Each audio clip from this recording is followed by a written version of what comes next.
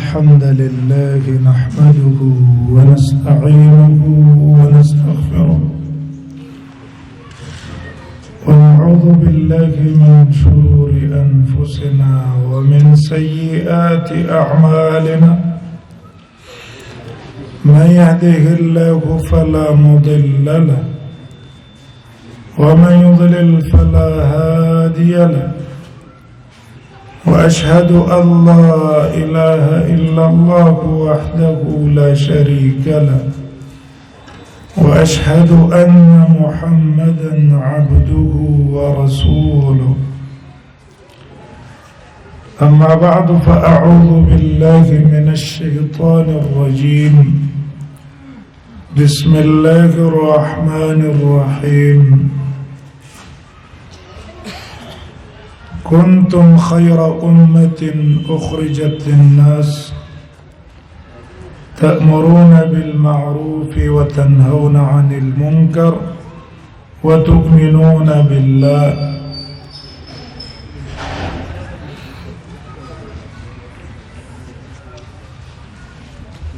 محترم وحاضرين سنم المانجة دل تراغدي دي منغوی تب خیر رالی وایو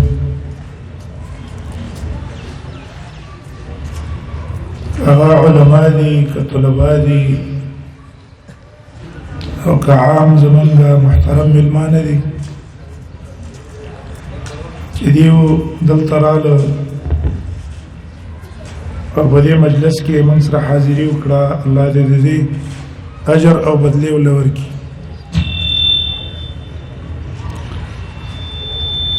نن ورځ عام د مليانو په اصطلاح کې دستار بندي وته وي دستار بندي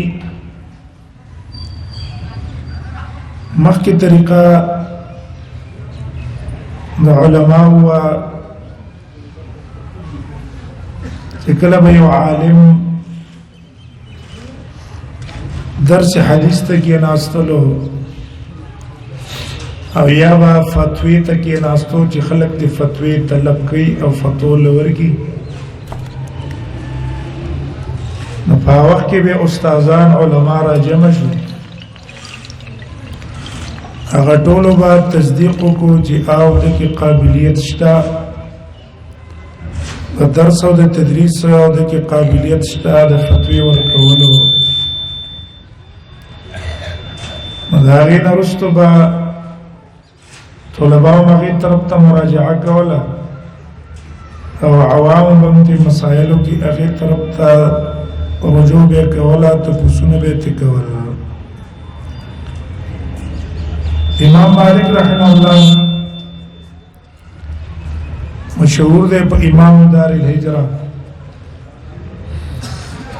امام ونیف رحمه اللہ سر ہم عصر تر شوئے دے ہیں امام ابو حنیفہ رحمہ اللہ اتیا ہجری کی پیدا ہے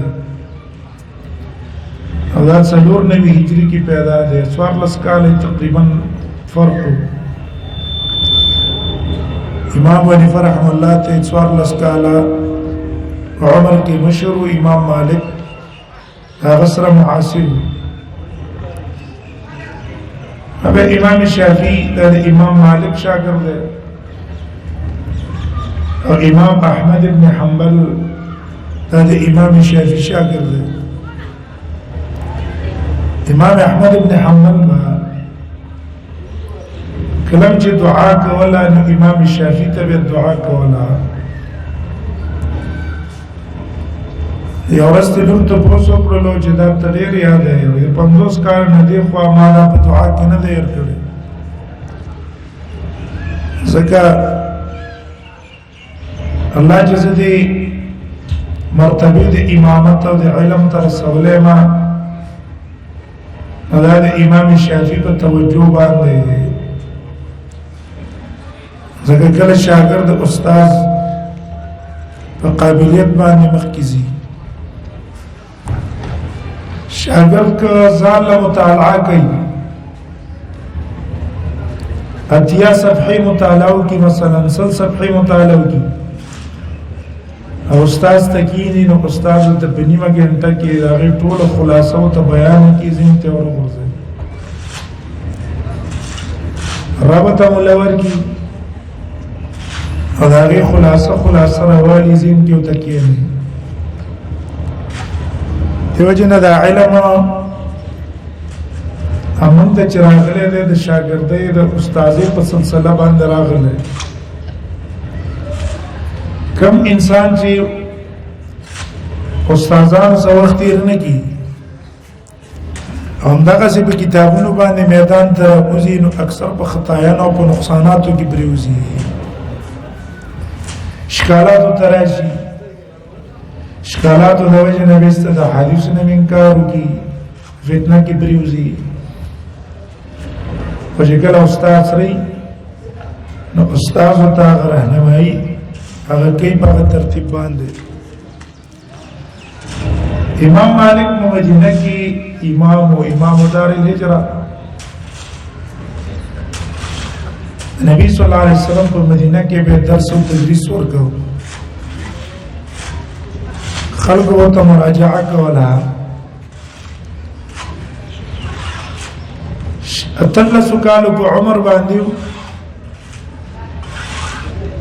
چې د کله مسند ته کې ناستو نو د مدینه چې څونه علما وو 50 علما هغه راجم شو او وکړه چې د کې استعداد او قابلیت شته هغه نه ورستو درس او تدریس شروع کو په دقه مدینه کې به درس او تدریس کو صرف د درس او تدریس کار او د نور اچا سے کار نه دا وجه د په زمانه کې حکومتونه ډیر بدل شو بنو عباس حکومت هغه به ختم شو بنو امیه ختم شو بنو عباس حکومت راغی او دا یو وسړی سخت مخالف وو بنو عباس حکومت چراغی نو د بنو امیه کسان د قبرونه راويست او د پاسه پیورونه ولګول لیکن په دغه دور کې امام مالک خپل درس او تدریس سره کار لرلې د ټولو فتنو الله بچو صرف حاکم وقت مطالبه د قضاوت او کجشابه قاضي شه فیصله وکړي امام مالک رحمه الله انکار کو جزا قضاوتونه نه کوم ځکه قضاوت حدیث کې دا راځي چې دا دوه کسانو منځ کې فیصله وکړه الاسونه به تړل شي یا به عدل آزادۍ یا به ظلم هلاکت جیل ته واچو والته کولې مل ورکو تیار ته نشو را پرې پښتو امام مالک لا علماء راجع مشيوي او دا د ستربندیم په دقه ترتیب باندې چې خلک راجع مشي او توفو درې چې راځي کې قابلیت اوس د علم شته استعداد پکې پیدا شو دین ورستو په درس او تدریس ته مراجعات وکي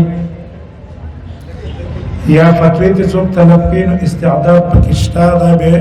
کوشش وکي ځان په پاغي باندې پوي کوي لیکن ځین کې دا کینه وای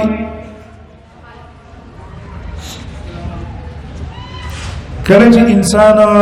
عالم شي فارغ شي نو هغه باندې مسؤلیتونه ډېر پیور واچولې شي یو سره دی مسلې نه خبر نه دی نو هغه صرف مکلف ته پس دکړه باندې چې اوس زدکا او چې زدکړه کړه د زدکړې نه وروسته دا مکلف ته چې عملم دیو کا بنته دعوت امر کا دوشي نه مکلف شو عمل او هغه باندې بیا دعوت او تبلیغ بلته اوس من تاسو دو خبرو مکلفی یو دا سونا اخلاق نبوي چې موږ په احادیثو کې ویل یا احکام شرعیه موږ ویل په دې باندې موږ تاسو مکلف په عمل کولو خپل به عمل کوو ځکه چې سره په علم عمل کوي کې دا علم ولا فائدہ نه ورکوي دا په انسان باندې وبال دی بلکې الله په دې باندې رانی سي چې د خپل علم نه فائدہ ونه لري ځکه بدترین انسان هغه دی عالم لم ينتفع بعلمه چې په خپل علم نه په خپل پیدا واغسته نه بل فائدہ ورکړه هذه د وجنا عمل لا اهم له اول له چې څونه احکام شرعي من تاسو ته دا کټول احکام شرعي به من عمل کوو هغه باندې مکلفي چې علم په پونکړو دا علم ته فائدہ نه راکړي دویم د عمل سره سره پیمن تاسو مکلفی داغی پا دعوت بانده یو خپل عقیده من تاسو ازدکڑا همدارنگی یو خپل طریقیم دا محمد رسول اللہ صلی اللہ علیہ وسلم ازدکڑے عام خلقو تنلی معلومی نوز با منگ را لگیگو دا دی دعوت با نورو تورکو غبم دی ترابلو او دا زمن ستاسو په ذمه باندې دا لازم دي الله د علماونا دا وعده غسته اذا اخذ الله ميثاق الذين اوتوا الكتاب لتبيننه للناس ولا تكتمونه الله د ټول علماونا دا لوز غسته چې کله تعدین زدکو اب خلقو ته بیانې بل ته به رسې و دې نه رسو ځان سره یې ساتلو نو الله دې به پیرانی سي قران کې موږ تاسو زه په زه باندې دا هغه انسانانو چې کوم حق پټ کړی دی د هغه متعلق وعیدونه بیان کړی دي ان الذين يكتمون ما انزل الله من الكتاب ويشترون به ثمنا قليلا أولئك لا خلاق لهم في الآخرة ولا يكلمهم الله يوم القيامة ولا يزكيهم ولهم عذاب أليم سوى نصق وعيد هكذا الله كتابك وعقيدة رالي قلدا يو عمل رالي قلدا او دیر آلگی اگا پٹای خلقو تینا بیانائی ولا یکتمونا پٹای او خلقو تینا بیانائی سونا سخ وعیدات اللہ بیان کری لا خلاق لهم فی الاخرہ آخرت کی سر برخا نشتا دغا سیدید پار عذاب علیم دے درناک عذاب دے اللہ بے پاک نکی ولا یزکیہم پاک بیان کی سخ وعید کاتم د پاره ده کدا کتمان منګ وکړو کبل عالم وکړو کبل کو اگے ټول ته دا شامل ده بلکې عالم نه ده فارغ د مدرسې نه ده خو یو عقیده یو مسله ته معلومه ده په دلایل او هغه نه بیانې پټي هغه دا وعید هغه تم شامل ده زګه دا دغه مسلې عالم دی په دې باندې خبر ده ومن تاسو شریعت مکلف کړي په تبلیغ باندې هم چې د دې رسول بکو من تاسو په ځین کې دا کینه وي دا څونه دین چې من تاسو سره ده مونږ یې اینو دا ټول ګوره د دعوت برکات دي دا زیب زیبانی من تاسوینو دا علی حق مدارس دی دا علی حق جماعتون دی علی حق علماء دی دا طول دی دعوت برکات دی د دعوت په وجه باندې الله تیار کړ. څو وخت سي زمانہ وا چې حق خبره کول بلا ډېر لګرام کار تبر اوله کې د کتابګي نه خلق ته به د قران او حديث دعوت به کړه وي یا د سنت باندې به عمل کړه وي. دا ډېر ګران عملو بلکې دا وهابيتوب والی حدیثتوب دا به خلقو کنځلې ګڼلې خلقو ته به کنځلې کولې وهابي سری زویا او فلان کنځلې به ګڼلې. اصل دا جهالتو خو د علم او د دعوت برکات د وجنه اوس الحمدلله کوم علاقه ته چې لاړ شي نو تاسو به داسې کسان ملاويږي چې هغه حق عقیده حق نظریه حق عمل به قبول کړي هغه پسې بزي. دا برکات د دعوت دي. دی علاقه کې چې موږ تاسو ګورو اوس په دې علاقه کې الحمدلله جمعتونه دي سو نږدې مدرسې دي غټه مدرسې نږدې لري نه دا نوې مخکې او دا د دعوت برکات چې دا پیدا شي او ځای په ځای باندې جمعتونه جوړېږي. دا د دې دعوت اثر دی. په ځین کې کېنه وي ورته جهاد هم د دعوت شعبه ده. اصل دعوت دی. هغه په یو ځای کې ستا دعوت کار نه کوي د دې د وجه نه چې هغه ځای کې حاکم دی کافر دی مستبد دی لاندې کسان کلک نیولي دي هغې ته حریت او ازادي نه ورکوي چې هغې دین قبول کړي عقیده قبوله کړي. نو شریعت وایي د دې جهاد څه وکړه چې دا ولې ختم کړه د ده قوت ختم کړه دې لپاره چې د عوام آزاد شي چې په خپله مرضۍ که دین اسلام قبلوي چې دین اسلام قبول کړي او رکاوټ ورته نه یعنی جهاد د زو اسلام داخلېدو دپاره نه دی. قرآن کې الله مونږ ته ویلي دي لا اکراه فی الدین دین کې زور نه چلیږي په عقیده کې زور نه چلیږي. سبب د نزول امداو کله چې رسول الله صلی الله علیه وسلم مدینې ته هجرت نو کړی او انصار له ایمان نو راوړی د انصار په زړه کې د یهودیانو وقعت او قدر پروت نو ډیرو کسانو انصار خپل بچي يهوديانو لور کړي هغه يهوديانو هغه ځان ځای يهوديان کړو. کله چې په اسلام کې پلاران داخل شو وی کته چې موږ ځامن يهوديان دي نو دی اراده و چې د خپل ځامن په زور په اسلام کې داخل کی. نبی صلی الله علیه وسلم تراله نبی صلی الله علیه وسلم دی ویل چې نه ولا مرزي د آیات راغی لا اکراه فی الدین قد تبین رشد من الغی. هدایت کار نه د چا چې خوخه قبول دي چا چې خوخه نه زور پاګې باندې شته ده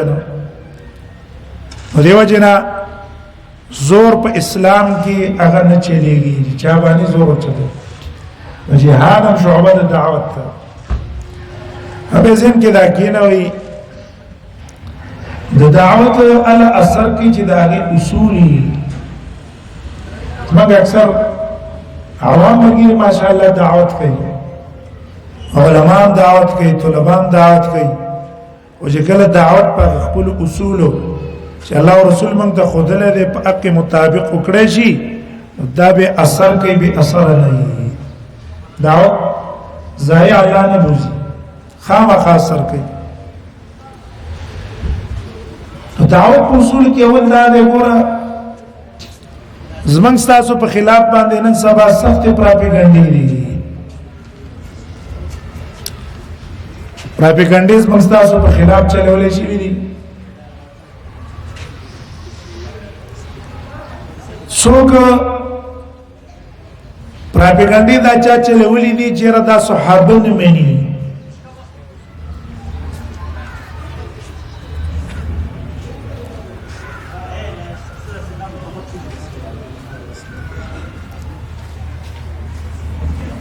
السلام عليكم. إذا قرآن حاضري له شعبري حزين ومولس سے میرا وستو دا به تقریر کوي نه ته به دعا کې زه به خبرې ختموم بیا به تاسو څه کې دلته کې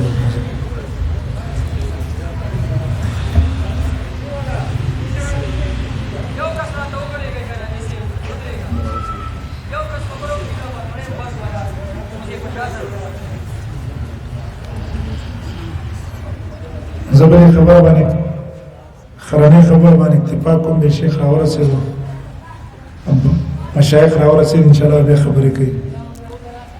نو ګوره د خلکو ذهنونو کې دا پراته دي چې ردي صحابه نه مني نو چې ته واقعي تلاړې او خلکو ستا په خلاف د خلکو په ذهن کې دا چې ولې دا صحابه نه مني طالب خپل راشي تعالی ناراضي هغه ذهنونو کې دا چې ولې د امامات نه مني خو تعلیم یافته خلک وي دا غزين کې دی کله وازي تعلیم یافته مولاني درسونه کې مونږ ته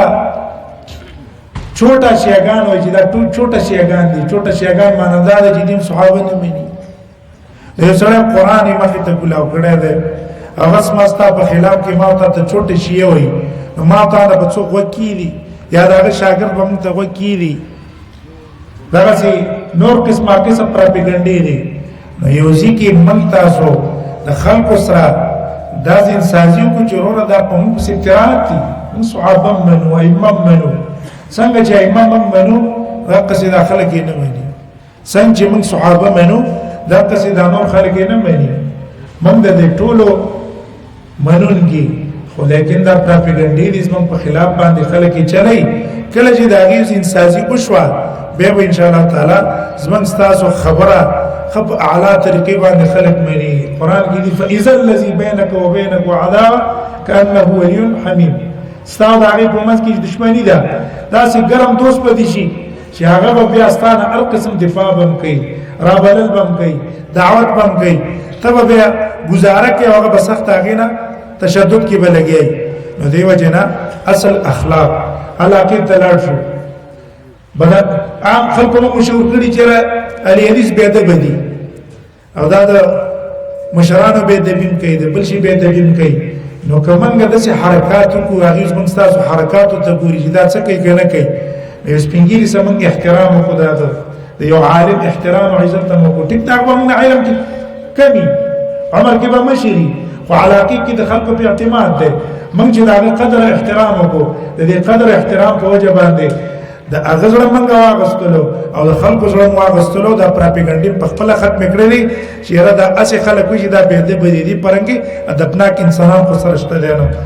زبر خبر باندې اتفاق کوم مشایخ را رسیدلی ان شاء الله غیبه انت بیان نه کوي صلی الله علیه وسلم